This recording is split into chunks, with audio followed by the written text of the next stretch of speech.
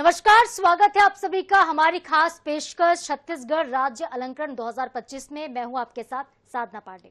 छत्तीसगढ़ सरकार ने साल 2025 के लिए राज्य अलंकरण पुरस्कारों की घोषणा कर दी है। आपको बता दें कि छत्तीसगढ़ राज्य अलंकरण पुरस्कार एक राज्य स्तरीय सम्मान है जिसे छत्तीसगढ़ सरकार के द्वारा उन व्यक्तियों, संस्थाओं या फिर संगठन को दिया जाता है जिन्होंने अलग अलग क्षेत्रों में उल्लेखनीय योगदान किया हो। और इस बार लोक नाट्य और लोक शिल्प के लिए दाऊ मंदराजी सम्मान रिकी क्षत्रिय को मिला है।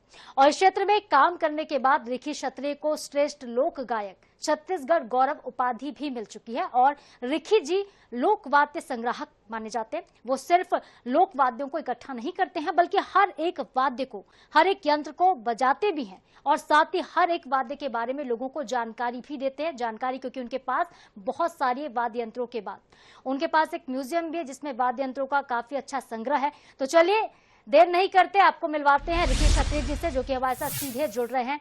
बहुत स्वागत है सर आपका NH24/7 पर। और सबसे पहले तो आपको राज्य अलंकरण पुरस्कार 2025 के लिए ढेर सारी शुभकामनाएं, बहुत बधाइयां। धन्यवाद मैडम जी, आप सभी को धन्यवाद। जय जोहार, जय छत्तीसगढ़।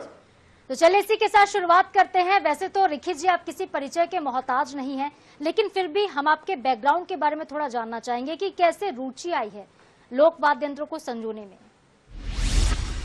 जी, आज से 60 वर्ष पहले जब मैं 6-7 साल का था, उस वक्त मेरे पिताजी एक भजन मंडली चलाते थे भिलाई में। उस समय मनोरंजन का कोई साधन नहीं थे, स्वयं के एक भजन मंडली चलाते थे। उनके मुखिया हुआ करते थे, भिलाई में निवास करते थे। भिलाई इस्पात संयंत्र में उनका भी सर्विस था। तो जब वो ड्यूटी चले जाते थे तो मैं खिलौना की जगह में ये समझ जाइए कि वाद्य यंत्र मुझे मिला। जिस समय बच्चा खिलौने से खेलता है उस समय वाद्य यंत्र मुझे मिला और उन्हीं से मैं खेलना चालू किया अपने हिसाब से। जैसे देखता था वैसे अपने मन से बजाने का। थोड़ा बड़ा हुआ तो पिताजी अपने भजन मंडलियों में मुझे कार्यक्रमों में लेकर जाते थे। वहां कुछ सीखना प्रारंभ किया। इस तरह वहां से रुचि मुझे वाद्य यंत्रों के प्रति बढ़ी, क्योंकि पहला ही जब मैंने होश संभाला तो वाद्य यंत्र ही दिखे मेरे सामने। उसके बाद हमारे यहाँ एक शादी ब्याह होता है, गुड्डा गुड्डी का अक्ति बोलते हैं, अक्षय तृतीया। उसमें हम लोग गुड्डा गुड्डी का ब्याह किए और सारे पारंपरिक वाद्य मतलब रस्मों को निभाए। उसमें दहेज में हमको 5 रुपया मिला। उस 5 रुपये से हम लोग ने 2 वाद्य यंत्र खरीदे, एक दफड़ा और सींग बाजा। वो आज भी मेरे पास है और बहुत ही मतलब उनको ये सब रखा हूं मैं। वो मेरा प्रारंभिक वाद्य यंत्र है, वहीं से मैंने एचल बजाना प्रारंभ किया। इस तरह हमारी मतलब ये बजाने की और उनके प्रति लगाव की यात्रा चल पड़ी। तो बिल्कुल बहुत रोचक आपकी यात्रा रही है और रोचक होने के साथ ही परिश्रम काफी ज्यादा रिची जी इसमें रहा है। कितनी मेहनत आपको करनी पड़ी, क्योंकि आप काम भी करते थे बीएसपी में काम करने के साथ ही वाद्य यंत्रों को संजोना, उन्हें खरीदना, फिर म्यूजियम में उन्हें रखना कितना चुनौतीपूर्ण रहा आपके लिए? बहुत चुनौतीपूर्ण मैडम, लेकिन उनका सामना किया मैं।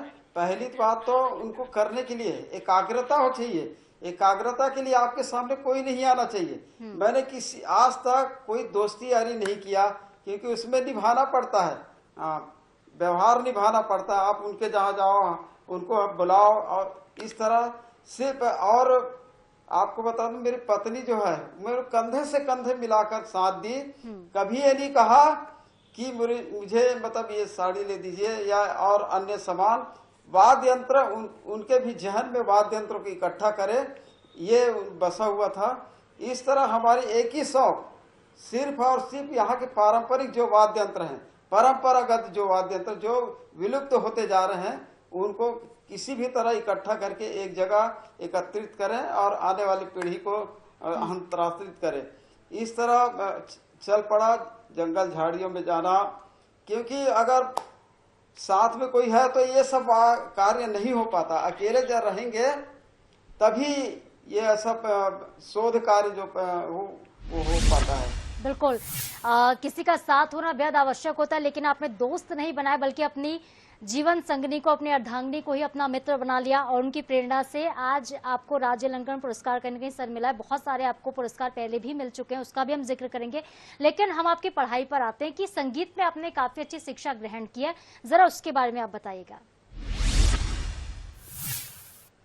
जी, मैं अब इकट्ठा को तो करना चालू कर दिया था। वाद्य यंत्र बहुत सारे, करीब 50 वाद्य यंत्र इकट्ठा हो गए थे।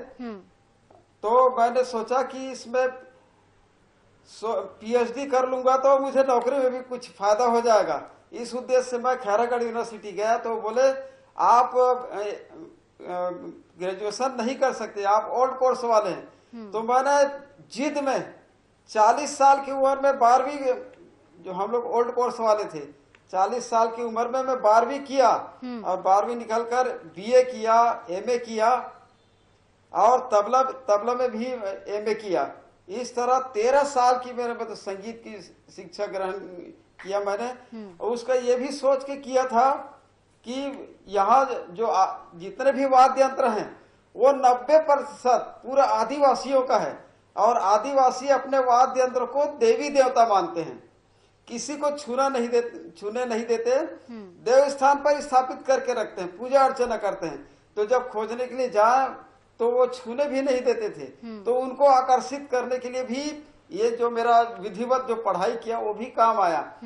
मैं उनको बोलता था कि आदिवासियों को कि आप बजा के दिखाइए। उन लोग बजाते थे और उसके बाद फिर मैं बजा देता था। मैं उनको नोटेशन कर लेता था जो मैं पढ़ाई किया हूँ उनके आधार पर, और हुबहू उनको मैं बजा देता था। तो जो आदिवासी आश्चर्य होते थे, इस तरह मतलब उनको आकर्षित भी करता था इन्हीं शिक्षा के माध्यम से। इस तरह ये भी मुझे बहुत काम आया, उनके वाद्य यंत्रों को उनको आकर्षित कर प्राप्त करने के लिए।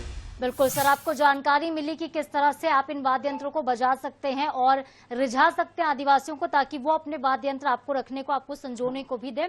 सफर बहुत रोचक है आपका और आपसे बात करना काफी अच्छा लग रहा है हमें भी। बढ़ते आगे आपसे ये जानना चाहेंगे कि 5 रुपए से आपने 2 वाद्य यंत्र खरीदे थे बचपन में, जो आज तक आपने संजो के रखे हैं। सर अभी की अगर मैं बात करूं तो आपके पास कितने वाद्य यंत्र होंगे जो आपने इकट्ठे किए होंगे टोटल? जी, अभी तक 45 वर्षों में मैंने 211 प्रकार के वाद्य यंत्र इकट्ठा किए हैं। इसमें आपको बता दो, शिकार करने के लिए, शिकार से बचने के लिए, रखवाली करने के लिए, ऐसे तरह तरह के वाद्य यंत्र हमको हमारे पूर्वजों से प्राप्त हुआ है। तो आपके पास तरह तरह के वाद्य यंत्र हैं जो शिकार करने के लिए भी आप इस्तेमाल करते थे। जरा सर हम आपसे रिक्वेस्ट करेंगे कि कुछ आप बजा के भी दर्शकों को दिखा दीजिए कि किस तरह से इन वाद्य यंत्रों का इस्तेमाल होता है और कौन कौन से प्राचीन वाद्य यंत्र ऐसे हैं जिनके बारे में लोग जानते ही नहीं। जी, एक वाद्य यंत्र है घुंघरा बोलते हैं। इस घुंघरा का उपयोग आज से 700-800 साल पहले बाड़ी की रखवाली के लिए करते थे। शेर की हुबहू आवाज निकलती है, आपको निकाल के दिखाता हूँ। बिल्कुल।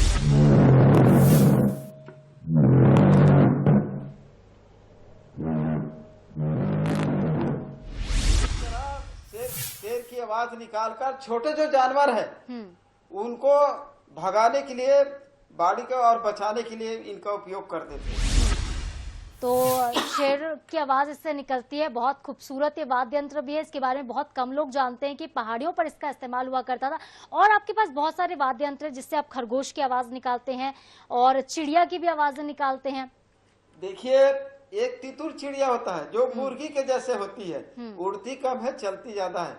तितुर जो चिड़िया है वो कहीं पर भी आसपास में, गांव के आसपास झाड़ी में निवास करते थे।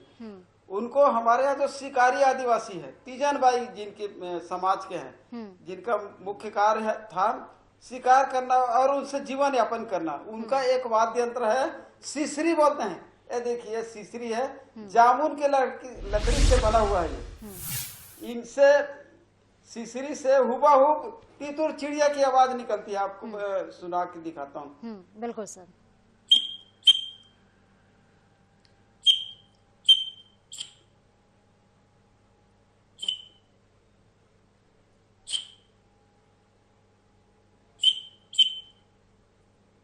बिल्कुल सर, ऐसा लग रहा है कि सुबह का समय हो और चिड़िया की आवाज हमें सुनाई दे रही है। इस तरह चिड़िया की, तितुर चिड़ी की आवाज निकल। बिल्कुल चिड़ियों की चहचहाट है, सुबह का तो जो मौसम। शिकारी आदिवासी है, हमारे यहाँ पारधी कहते हैं, वो इस सिसरी से बजाकर और जाल के माध्यम से, और ये देखिए कुहुकी वाद्य यंत्र है। कुहुकी मतलब छत्तीसगढ़ में आवाज देना पड़ता है, एक दूसरे को बुलाने के लिए। सुनसान जगह में जब कोई साधन नहीं हुआ करते थे, जंगलों में जैसे गए तो वहां आवाज देकर एक दूसरे को बुलाते थे। तो उसी के ये नाम से एक वाद्य यंत्र निर्माण किया गया है, कुहुकी। इसमें 3 छिद्र हैं। जंगलों में जब जाते थे तो आपको बता दूं, ये शेर के शिकार से बचने के लिए इस वाद्य यंत्र का निर्माण हुआ। लोगों को यकीन नहीं होगा, लेकिन हकीकत है। ये भी 400-500 साल की बात है, जब घने जंगल थे, लोग जंगलों के ऊपर निर्भर थे। उस समय फसल की उत्पादन नहीं हुआ करती थी। फल फूल कंदमूल ये लेने के लिए रोज के रोजमर्रा के जीवन यापन के लिए जंगल निकल जाते थे, झुंड में जाते थे। और स्वाभाविक है, जब जंगलों में जाते थे तो बिखर जाते थे। किसी को फल, किसी को फूल, किसी को कंद पसंद आता था। तो जब आते समय एक दूसरे को आवाज लगाते थे कि यहाँ पर आ जाओ करके, तो बताते हैं शेर आदमी का आवाज निकाल लेता था। आप सवाल उठती, शेर आदमी का आवाज कैसे निकालेगा? तो हमारे पूर्वज बताते हैं, उनके ऊपर मुआ रहती थी। मुआ मतलब आकर्षण शक्ति। जिनके पहले मौत हुए रहती थी, उनकी आत्मा शेर के ऊपर सवार रहती थी। जब घने जंगलों में, बियाबान जंगल में आदमी का आवाज सुनता था शेर, तो वो आत्मा जो है वो शेर के मुंह से निकालता था, इस तरह खींचा चले जाता था और उनकी भक्षण हो जाता था। इस तरह देखे कि आदमी कम होते जा रहा है, तब हमारे तो पूरा पूर्वज खत्म हो जाएगा। तो किसी ने इस वाद्य यंत्र का निर्माण किया, कुहुकी, और इसको बजाकर एक दूसरे को बुलाते थे। आप देखिए,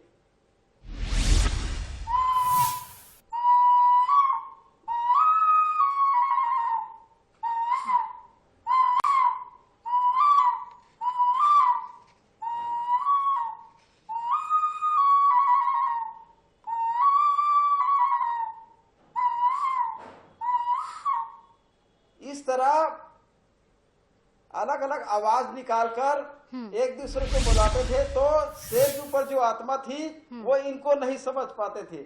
इस तरह उस समय वहां के जो आदिवासी है वो शेर के शिकार से अपने आप को बचाते थे, इस वाद्य यंत्र कुहुकी के माध्यम से।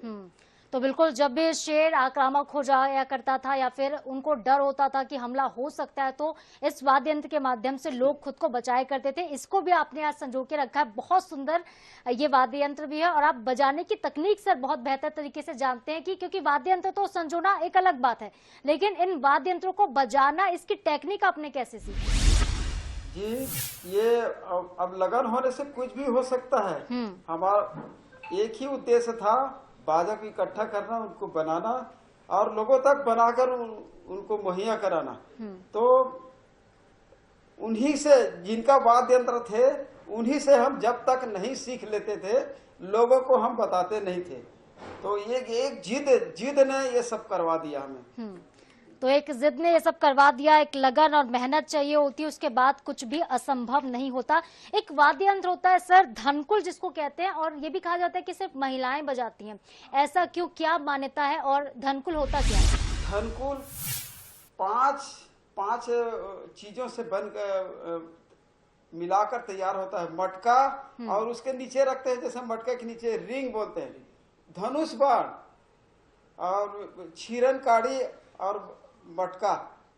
ये 5 चीजों से मिलकर वो धनकुल कहलाता है। धनकुल वहां एक जगार उससे होता है बस्तर में। जगार, एक लक्ष्मी जगार और एक पार्वती जगार, ये महिलाओं द्वारा किया जाता है। जैसे एक लक्ष्मी जगार जो होती है वो भादों के महीने में होती है।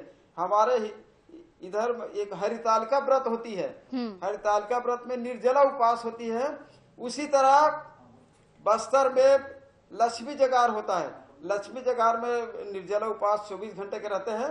तो उस समय तो कोई साधन नहीं थे मनोरंजन के, समय बिताने के लिए। तो ये एक धनकुल एक ऐसा माध्यम था। धनकुल खाली वाद्य यंत्र नहीं है, ये अनुष्ठानिक वाद्य यंत्र है, पूजा पष्ट का वाद्य यंत्र है। ऐसी कभी भी इसको बजाया नहीं जाता, पूजा में ही बजाए जाते हैं। तो रात व्यतीत करने के लिए इसको बजाते थे। उसमें सिर्फ महिलाएं होती है, एक को गुरुमाय बोलते हैं और एक को चेलिक बोलते हैं। गुरुमाय मुख्य होता है, चेलिक होता है उनका शिष्य होता है। तो दो लोग मिलकर एक साथ बजाते हैं। और ये देखो मैं बैठा हूँ, जो धनकुल का जो बैठने का होता है स्टूल बोला जाए, उसको उन लोग माची कहते हैं। उसमें बैठकर बजाते हैं दो लोग।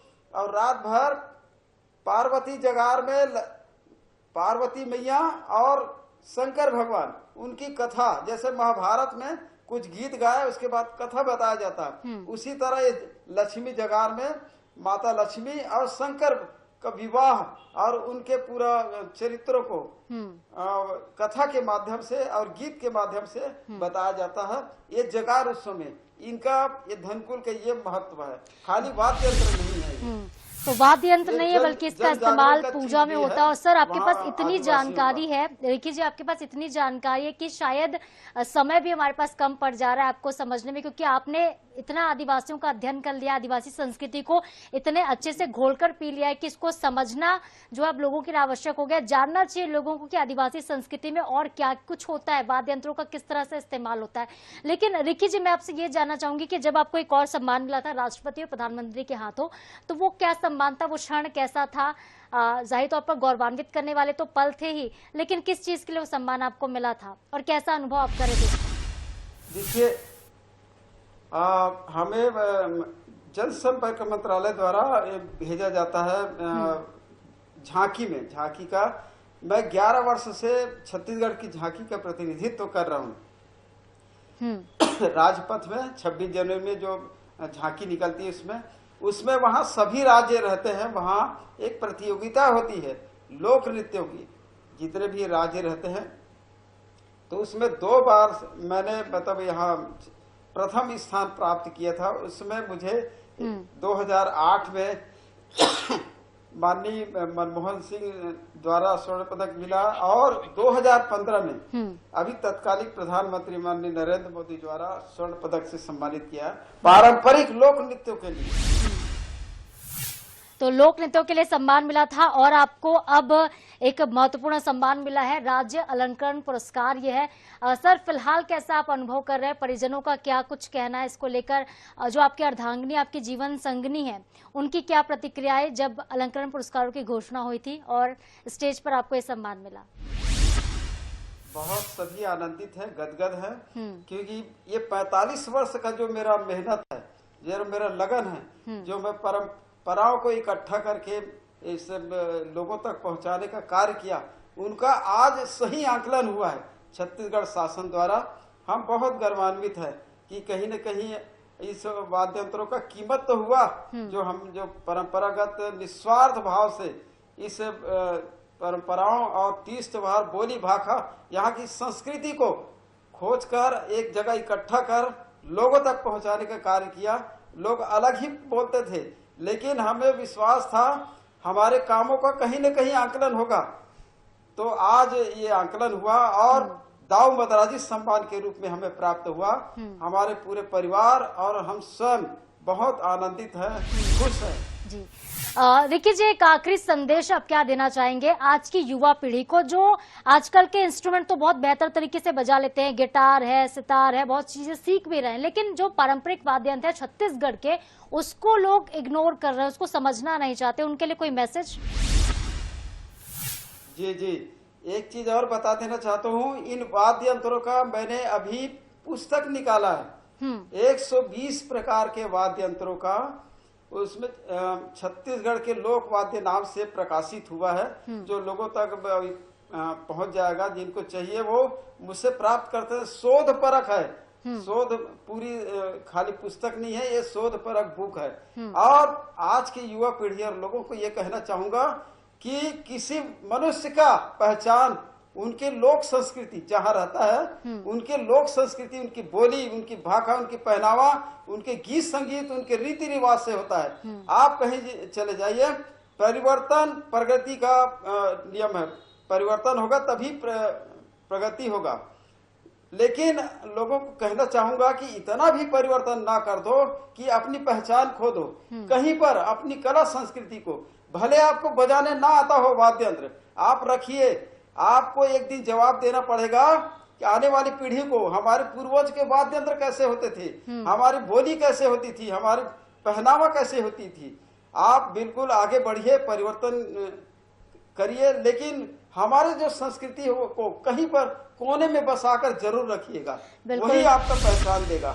बिल्कुल, तो वही आपको पहचान देगा। और सर, छत्तीसगढ़ की पहचान अब आप बन चुके हैं पहले से, क्योंकि आपने जो संघर्ष किया है 45 सालों का, इसका फल अब आपको मिला है राज्य अलंकरण पुरस्कार 2025 के तौर पर। एक बार फिर से आपको बहुत शुभकामनाएं। बहुत अच्छा लगा आप हमारे साथ जुड़े और इतनी सारी बातें हमारे साथ की, अपना अनुभव हमारे साथ साझा किया, एक संदेश भी जनता को आपने दिया। बहुत बहुत शुक्रिया सर आपका हमारे साथ जुड़ने के लिए। धन्यवाद। धन्यवाद INH।